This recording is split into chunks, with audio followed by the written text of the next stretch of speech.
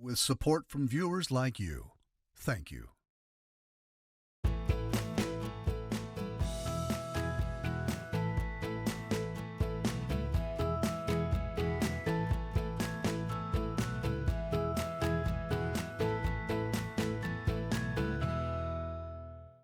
Good evening, everyone. I'm Mike Redford, and this is the follow-up. So, repealing right to work, drafting new gun reform laws, repealing the retirement tax, and expanding their earned income tax credit. A big list for state lawmakers to deal with to start the new year. Tonight, two sides, two first-term state representatives on opposite sides of the aisle will join us on the follow-up. Where do they stand on the biggest issues facing Michigan residents? Where do they differ? And where do they see common ground at a time when partisan politics often gets in the way of meaningful change? You'll meet our special guest in a moment. But first, we would like to hear from you to help drive the conversation here on the show. You can do that in a variety of ways via social media on Facebook and Twitter. You can email us, or you can dial into our follow-up hotline to voice your opinion or suggest future show topics. And if you'd like to watch any of our past shows this season, just log on to deltapublicmedia.org. Well, joining us live via remote, we have State Representative Matthew Bierlein. He's a Republican in the 94th District right in our own backyard. Matt, good to see you. Hey, thanks, Mike. It's the 97th District now after redistricting. Well, that's good to know that. An update and breaking news, so thanks for clearing that up. And we also have Representative Joey Andrews from the 38th District. He's a Democrat. He's joining us on the phone, so just bear with us. We've had some technical issues today, and we'll just see how this works out. So, Representative Andrews, let me start with you. Right to work and prevailing wage. The Democrats, by and large, want to repeal right to work. It's making its way through the process right now, and reinstate prevailing wage as well. Right to work, as we know, in essence, allows workers to opt out of paying union dues in union shops, and yet they are still able to take advantage of the union benefits. So, Representative Andrews, why is it so important to repeal right to work after about 13 years? Yeah, so, really we're returning things to the status quo before 10 years ago when right to work was kind of jammed through in the midnight hour. And the important thing here is that we're giving workers a voice. What right to work kind of effectively does is it makes it so workers don't have to pay for the services they're being provided by their union. This is, contract negotiations for wages and benefits. And so it kind of creates this free rider problem.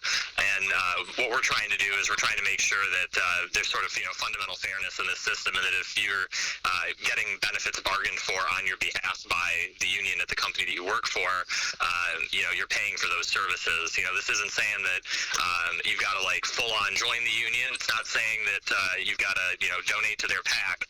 All it's saying is you're being provided a service, and that's something that you should help fund. So, Representative Bierlein, I'll let you counter that. You've probably heard some of that debate on the House floor. So where are you on keeping right to work? Well, I would say that after 9 years of right to work being implemented in Michigan, the results were clear that it was working. Michigan had job growth. We had income growth amongst our workers, even manufacturing workers. At one point, we were second in the nation in manufacturing job growth. It was working. And I think the free rider issue that was brought up, when this was on the House floor last week, I introduced a amendment that would have allowed the people who were opting out of the union to negotiate for their own benefits. They wouldn't have to be represented by the union. And so if that was the real issue, I think we could have passed some amendments like that, and we wouldn't be in this situation where we're repealing a system that was working. So, Representative Andrews, I'll just sort of paraphrase. I mean, he doesn't buy the free rider concept, and he also believes that in the 9 years that right to work has been in place, in essence, we've had a lot of job growth, a lot of manufacturing growth. And I'll just continue on to say there are some that say if we repeal right to work, we might be losing a competitive edge with surrounding states when it comes to bidding out on state contracts. Yeah, Yeah, so just to address a few of those things. One, over the last decade since Right to Work is put into place, we've seen wage growth stagnate.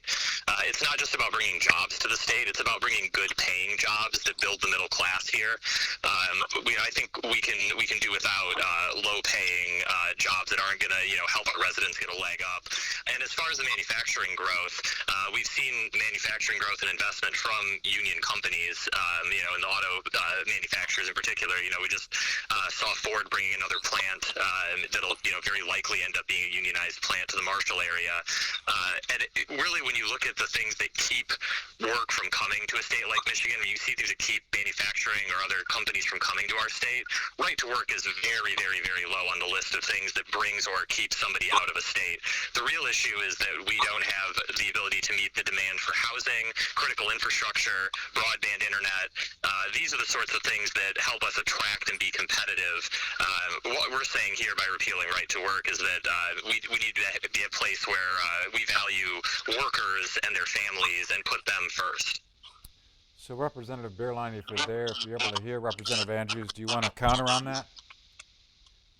Yeah, I would say that to that point, the data that we have says that we far exceeded in Michigan the inflationary job growth. So we were, I believe the number is 21% higher than what inflation would have been for pay growth over that 9-year period. And when we talk about the Ford plant that is on the docket to come, not only did we have to pay huge state revenue to that plant to get it to come here, but in addition to that, the majority of those jobs, the vast majority of the 2,500 jobs that is supposed to create, are going to pay $40,000 a year. These are not the high-paying union jobs that people are talking about. Even in a low income level like Tuscola County, where it doesn't take a high number of dollars to raise a family, it's more than $40,000 a year. So I'm not sure that the argument is made that the union is going to provide these high-paying jobs. Okay, I think I'll move on from there. I think you guys both made some pretty good points, and just for an update to the viewers, as far as Right to Work is concerned in terms of the move to repeal it, I know the House and the Senate are still working on 2 versions of that, which so that remains to be seen. Then eventually it would go to the governor depending on which version, so we still have some time if I'm right on the way that process is. So moving on to something else, a couple of weeks ago, staying on the financial end of things, Governor Whitmer signed legislation that repealed the tax on pension income, also called the retirement tax, and expanded the state's match of the federal income tax credit. So Representative Bierlein, can I come to you on that? Your thoughts on maybe why those weren't good ideas? Yeah, so first I would say we didn't have a retirement tax. We had an exemption on retirement income that was repealed during the Snyder administration. It's not a special tax just for retirement income. With that being said, I think most folks in both caucuses thought that reinstating that exemption was a good idea. We're losing seniors to places like Florida that don't have, including, not to mention just the weather, but they don't have a state income tax. So we're seeing a migration of people move that direction. We think this was the right thing to do. What Republicans wanted to see was all retirement income prioritized, and maybe have it start at just a certain age, any income after that age. Because one thing we really wanted to stress was there are some folks who, depending on where they worked, have the benefit of a pension, and they retire at 64 years old, and they're not going to have to pay taxes on that income. But if you're someone that didn't have that benefit, if you don't have a pension, and you're still working, maybe you're a greeter at Walmart to help make ends meet, and you're 70 years old, you're still going to pay taxes on that income. And so we wanted to have it be, determined by age and not by where the source of that personal revenue is coming. But overall, this is probably going to be a benefit to the state, not in state financials, but for the citizens of our state. All right, so Representative Andrews, I know you probably couldn't hear that from Representative Bierlein. I mean, in essence, he liked that move that the governor signed ultimately of sort of repealing that tax on what really wasn't a retirement tax, but he'd like to see it included in all retirees, not just those that have a pension. What are your thoughts on that? Yeah, I mean, I think, this obviously was the right move for our seniors. I mean, you've worked your whole life, you've paid into the system. You deserve, to have a retirement and be able to have a break at that point. I think there was a good debate around whether to expand it beyond just, the pension and retirement system. I think, at the very least, this was a good start, and I feel like this is a dialogue that we can have going forward too about, more ways that we can help seniors who have, gotten to that stage in their life, and many of them are feeling the pinch of inflation and need a break, and so. To me, votes like this aren't the end. There's always more we can do. So I hope that's a dialogue we can continue having. So moving on to sort of expanding the state's match of the federal income tax credit, do both sides pretty much agree on that? And if so, what does that do for me as a taxpayer? Matt, you want to touch that? Yeah. So that was a pretty well. Both sides agreed. It started out, we both had our own plans. They were a little different. We passed the Democratic plan. It went over to the Senate. They adopted part of our plan and then increased the amount of the match. So I think what we wound up with was a 30% earned income tax credit for the federal earned income tax credit match. And it was going to be retroactive so that people who are filing their taxes right now, even though it hasn't gone into effect, they would be able to file an amendment on next year's taxes to still retrieve that money. So, we're trying to help folks who are in the lowest income brackets, fight this inflation. And I think it was the right thing to do. Republicans did pass it last year, and it didn't make it across the finish line, but it's good for the state, and it's good for those folks. It's going to put more money in their pockets. So, Representative Andrews, basically it sounds like a win-win for all of us. Both sides of the aisle agreed on expanding that match of the federal income tax credit and the impact it'll have on taxpayers. Yeah, I'd say so, and I think this is one of those areas where groups that don't always agree came together. We got support from local chambers and business groups about, how this tax credit will help bring people back into the workforce. We got support from our friends in labor for, being another break for working families. I just think this was the kind of thing that was long overdue, and, glad that it could be a win for everybody. Well, let's change gears a little bit. Let's talk about gun reform legislation. Since the tragic shooting at Michigan State a month ago, people, again, are clamoring for something to be done from state lawmakers and Congress, for that matter. I think we're just scrambling for solutions to this if we can find one. We're hearing a lot about red flag laws, universal background checks, unsafe storage bills being discussed. So, Representative Andrews, I'll just start with you. Where do you kind of stand on this? Do you think anything's going to get passed anytime soon in that area? I do, and for our part, I think we're trying to focus on what we would call common sense gun reform issues. These are pieces that pull very well with the general public. I think broadly everybody agrees that the status quo isn't working for us here. I grew up, I was in 5th grade when Columbine happened, and over the course of the preceding 20 years since then, we've done nothing nationally on the state level, and the violence has only gotten worse. And with Oxford just this past year, and now MSU more recently, I think the call is just getting to a fever pitch that we need to see something change. And what we're looking at here are things that responsible gun owners they're not going to see a change from these rules. They're not going to be impacted by this. Every gun owner I know in my family, among my friends, they keep their weapons locked up. They keep them out of reach of kids. They don't have a problem having their backgrounds checked because they got nothing to hide. These laws are never going to impact those people. But if we can stop one mass shooting, if we can stop one suicide, then I think that's something worth doing. Yeah, Representative Bierlein, I'm sure you could follow up with that. Are you hearing from your constituents about that? If so, what are they telling you? And what does this look like on your end? Uh, so, I would say the vast majority of the constituents that I have been contacted by uh, are seeing this as just a first step in what they fear is going to be major restrictions on their Second Amendment rights. I think that there are things we could do to make schools safe. We have a 12 bill package. It's bipartisan. I've co-sponsored a lot of the bills that took 18 months to come up with those bills after a work group was put together on school safety that will address real issues to make schools safe. The the proposals that we've seen so far for the background checks, if you buy a background check in a store, or if you buy a firearm in a store, you're going to go through a background check. This misconception that those things aren't happening for legal gun purchases is just inaccurate.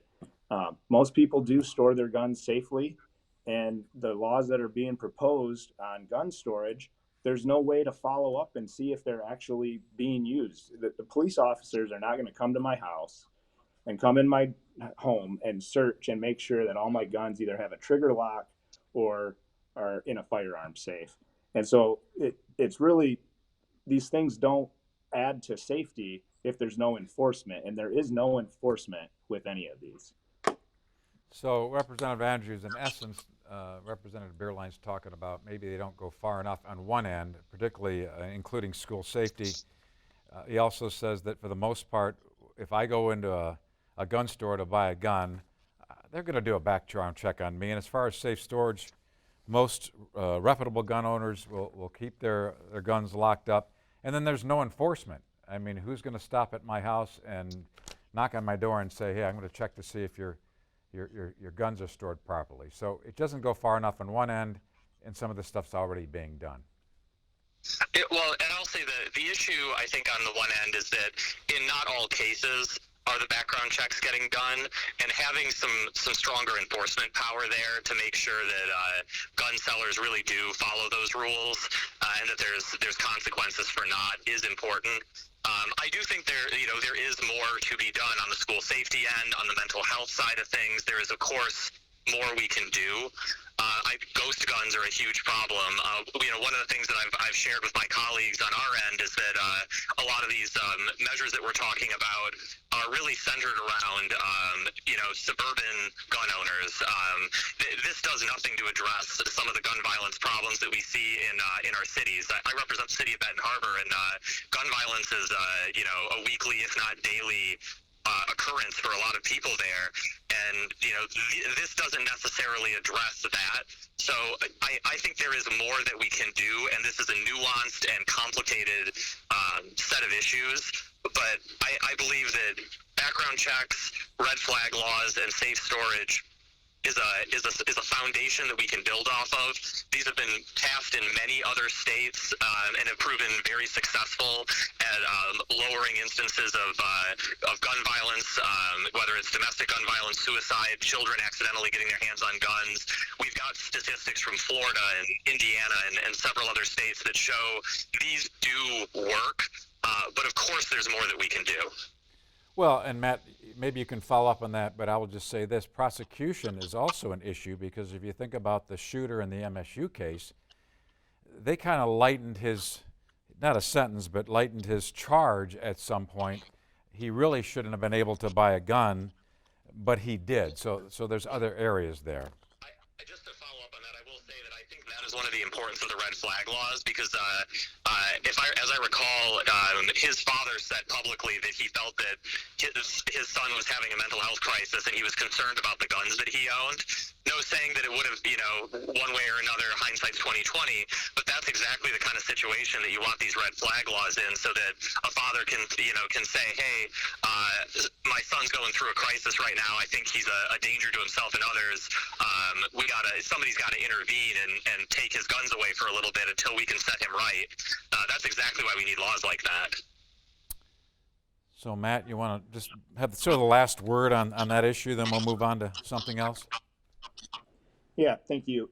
So you're right, Mike. The gentleman, the person at Michigan State, he had been picked up by police, was charged with a felony gun crime that was plea bargained down to a misdemeanor. Had he been convicted of the felony, he would not have been legally able to purchase the firearms that he used at the university.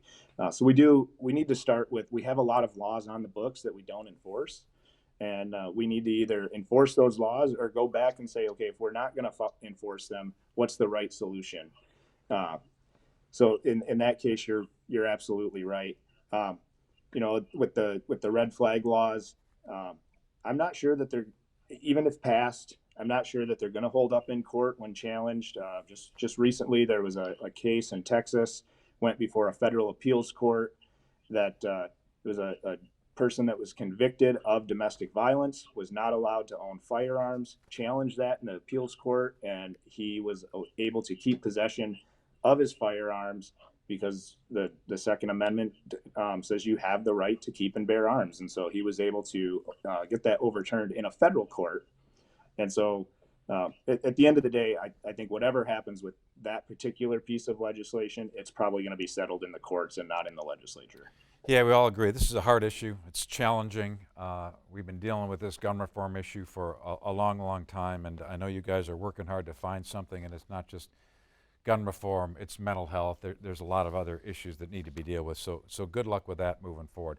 So, for the first time in 40 years, the Michigan House and Senate is Democratic controlled. Governor Whitmer is also a Democrat, now in her second term, as you know.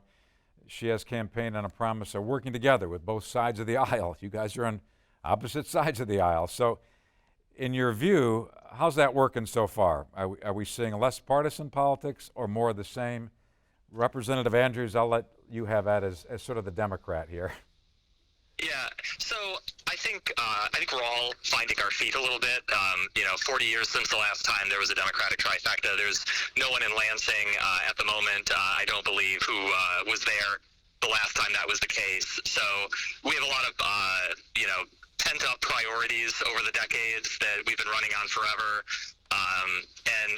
I think getting right out of the gate, we had some things we wanted to do. Personally, I think a lot of the things that we've done should be bipartisan. I'm sure Matt disagrees with me on that, but I do think that we're going to be moving into a phase here where we've gotten these priorities that we promised our voters and that our voters elected this trifecta on the back of. We've gotten these accomplished, and it's time to start moving towards kind of that next tier of issues. And I'm really confident that there's a lot of room for us to work together on a lot of these things, whether it comes to addressing our energy infrastructure. I think there's a lot to be done around issues like mental health and criminal justice reform. There's the environment. There's so many things that we can address in the state, and I'm really hopeful that we'll be able to work together on a great number of these things. Matt, what do you think? Oh man, Mike, that's a loaded question. No, so I think I would agree with Representative Andrews. I'll take the tax reform. That should have been something that could have been really bipartisan. We all agreed that it needed to happen, and we had both presented our own sets of bills that maybe were a little bit different. And I think at the end of the day, it would have had really good bipartisan support. But then at the last minute during negotiations, the bill package changed to include the $180 checks, and it was going to be retro dated to be in the 2022 fiscal year, so that it would stop an automatic tax rollback of our income tax level. So we pay 4.25%. We had a law that said if we ever had more revenue times the rate of inflation over an X number of dollars, taxes are automatically going to go back. That happened last year for the first time. We had so much revenue that we exceeded inflation by that percentage. Taxes are going to roll back to 4.05. Doesn't seem like a lot. If you're a small business owner that pays your business taxes through your personal income taxes, that 0.2 is a big deal. We all could have been on board with the tax cuts, but then this got thrown into there, and you got you had one Republican that crossed over to give them the votes they needed. I mean, I'm hoping that that's going to start to go away, and we're going to see more things go through committee, the way that it has been in the past. But I would say that so far the track record hasn't been great for bipartisanship.